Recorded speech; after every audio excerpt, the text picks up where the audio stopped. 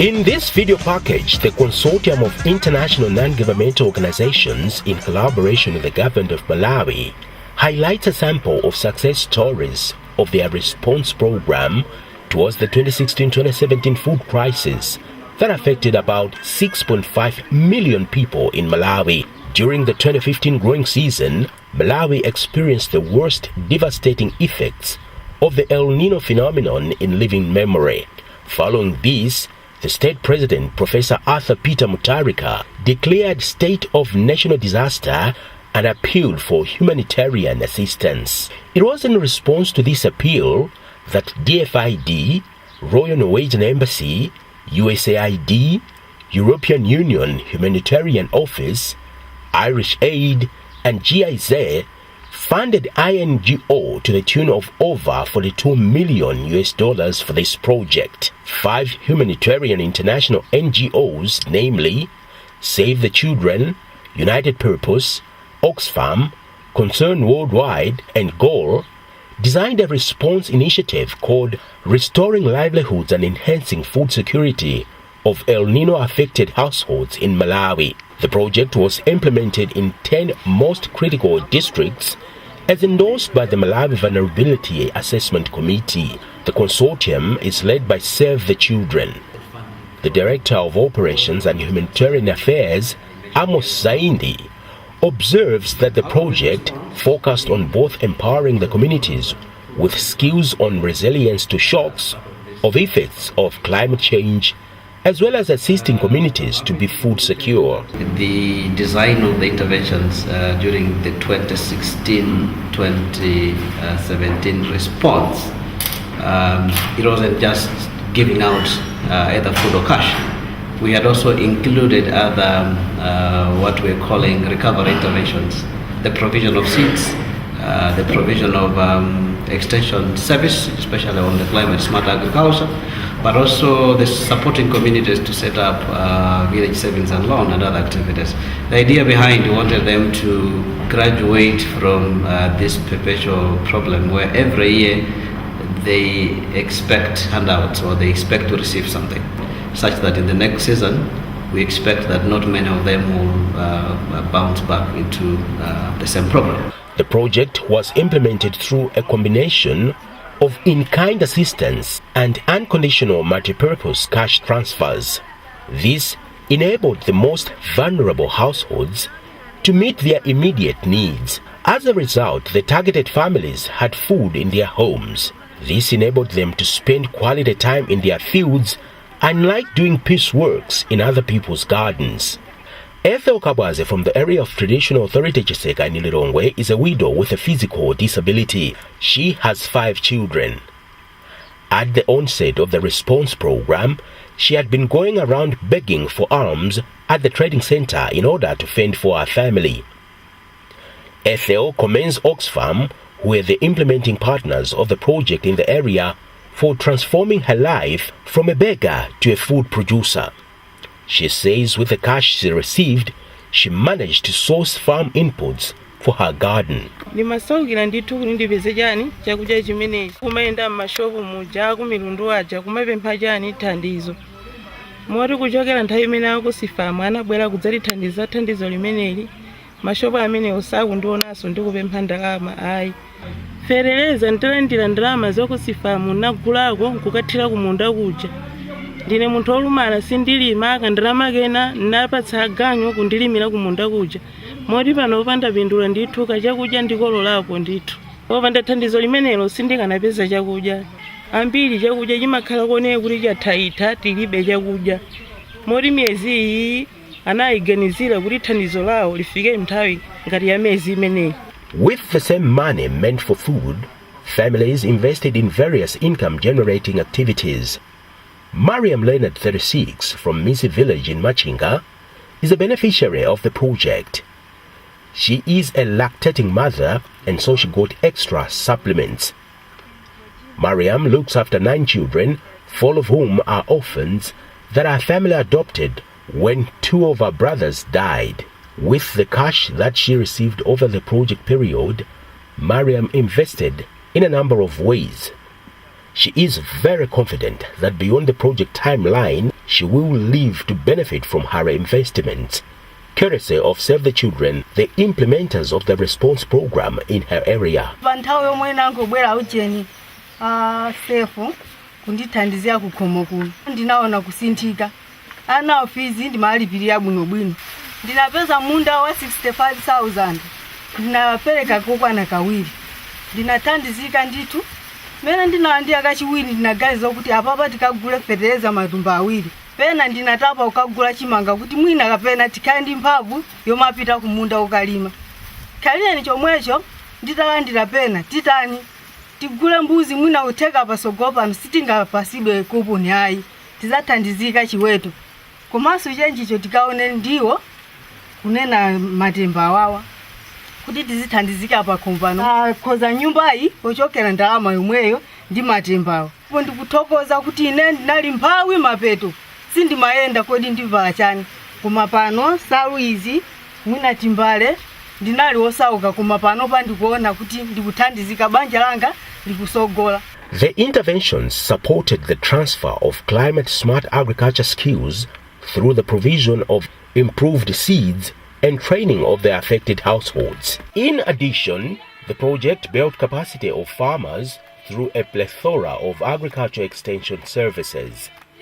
For example, farmers in Machinga testify of the cost-effectiveness of mbeya, a local mixture of organic and inorganic manure proportionately prepared. Makola imanga yochepa kwa menda mba kugisa ntchito mbeya mu ayi ndikuona ngati zinthu zichita bwino mapitira pakana sogolomo woti asanga kwaso upanga mbeya ayina kupanga bombeya ndithu fandi fertilizer wabwino wotinso ayi njala pakana kutheratu woti mbuyo musikakola chimanga chokwanira koma pano ndikuona chimanga chokwanira kufumina 20 kapena 25 bucks.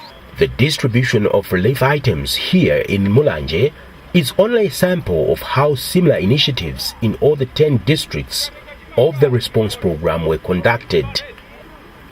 Communities were thoroughly sensitized not only on their rights and privileges, but also their duties.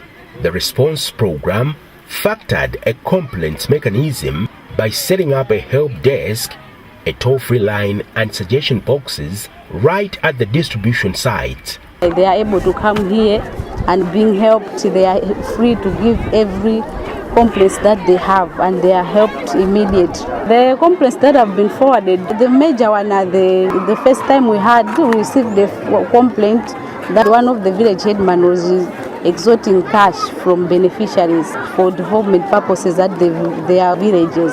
But we managed to talk with them not to do that because the money are there for the beneficiaries to buy food.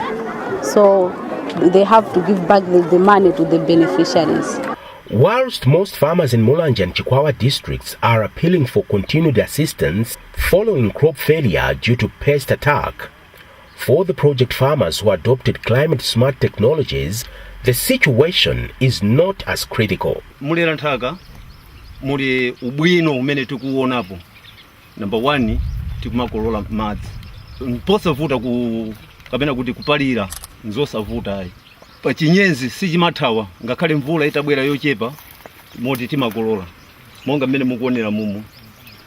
Timasiyanitsa ndi ulimi mmene timalima kale. Koma kuti chaka chino zavutirapo pang'ono chifukwa cha stock bola.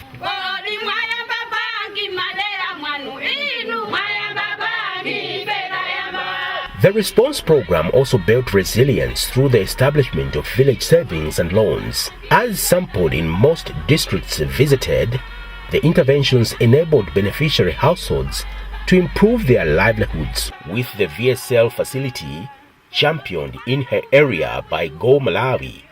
Erin Nyakabande from Besta village in Chikwawa is now able to send her daughter to a decent boarding school. Pali atsika naye namene anapezana ndi zovuta mchiramu anagwiridwako ndi azibambo mmizimbe opita ku skulu. Tinaona kuti ngakhale skulu ili yakutali kuli mavuto amenewa. Ndiye makhabe ndi kusinkha kuti kodi ningapange chani kuti mwanayi mwina akakhale ngati akakhalira konko ngati skulu ya boarding. Kunabwerano bungwe la Go imene amayambitsa kuti tikuyambisa mabanki ya kumudzi. Ndiye nditajoyina mabanki ajawo naona kuti muli dongosolo ndithu muli thandizo. Out of the 6.5 million affected people, 3.1 million were children. In any crisis, children are the most vulnerable and thus needed special attention in interventions.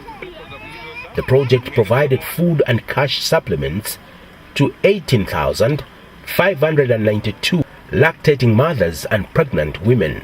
Thandizo limeneli latithandiza kwambiri chifukwa timasowa chakudya tapeza kuti chakudya timapasidwa ndipo ndalamaso timakagula zokudya zina zokwanirisa zapa magulu 6 timakaonjezera kukagula ndiyo ufa waphala wana komanso timapeza kuti ndalamayo kakuti kusalira chenji timapanga ka business kuti kazitipokesa zohata mwezi wina kumene malandi.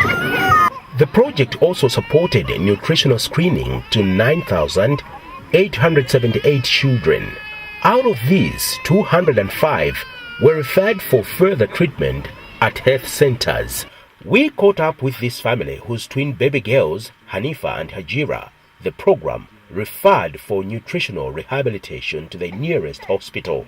And as the eye can testify, the hope that was lost has now returned to the family. Mnthambe wankanyanja manthambe yombo chifukwa chokudya chinkatani chinkavuta kutani kusowa kwambiri andi atatitengabe awawo ndikuti ngati project ngati imene iyi ndikuti yathandiza fati kunyenchera kuti kukakhala ngati kwatani kodi kuti akatithandiza ndi ndalama ija timatha kugulabe tizokudya zofunikira za anawo ndi mmene pano pakuoneka kuti bungwe latani latithandiza.